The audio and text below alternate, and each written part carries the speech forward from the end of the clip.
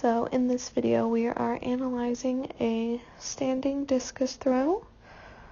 We'll go ahead and pause it right about there. If you notice that my feet are about shoulder width apart, they're pretty close. You want to be as close or at shoulder width apart when you are in your discus stance. You also notice that my arms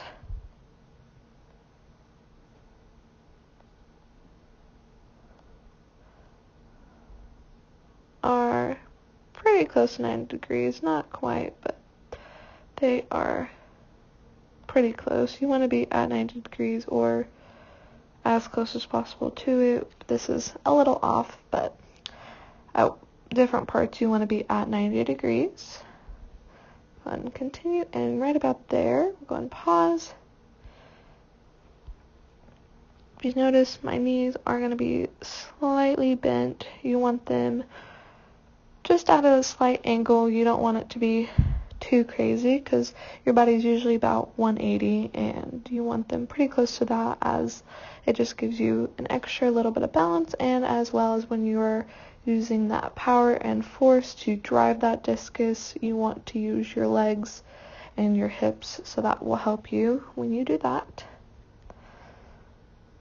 And then as we continue on, just right about here, my arms are actually kind of too low. It should be whenever I am in the wind-up phase that you kind of want them a little bit higher, just so that's kind of like the practice. But you will notice that I do still follow through as I'm doing that, because I'm still following all the way through like I would with a discus. And you will also notice that the discus is still being held in there. This is due to centrifugal force and just the confidence that you will still be able to hold that. Continue through.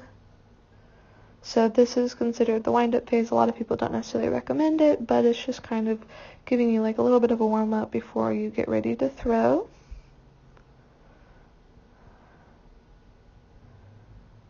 And right about there. So if you notice my feet down here, kind of watch them as we go on.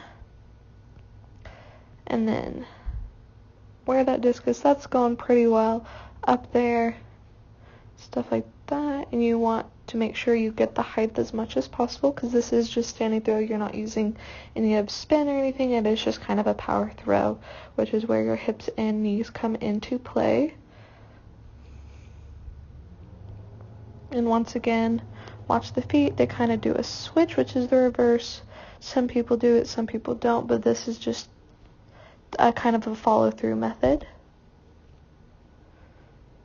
There we go.